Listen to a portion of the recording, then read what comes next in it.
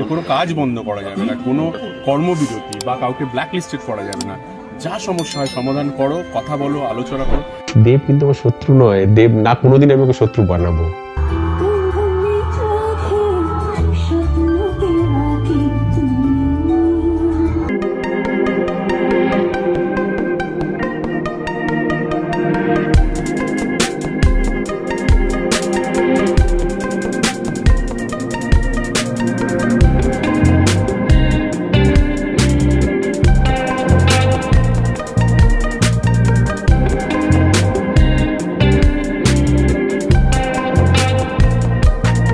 এবার দেব শুভশ্রীর ওপর রেগে গেলেন রাজ চক্রবর্তী। রাজ চক্রবর্তী একটা ইন্টারভিউতে জানায়, আমার দেবের ওপর কোনো হিংসা নেই, কিন্তু দেব যেটা করেছে সেটা একদমই ভালো কাজ করেনি। শুভশ্রী বিবাহিত, শুভশ্রীও একটু বেশি বাড়াবাড়ি করেছে। শুভশ্রীর বোঝা উচিত ছিল তিনি দুঃসন্তানের মা, এর থেকে আমার আগের ওয়াইফ যথেষ্ট ভালো ছিল।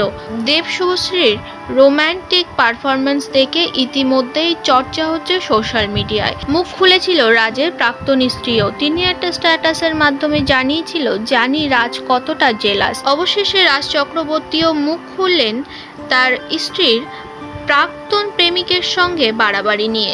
সন্তানও কোথাও মনে হয় আমারই ছবি। ভাগ্যিস আমার সন্তান বলে দেয়নি। সবই তো আমার।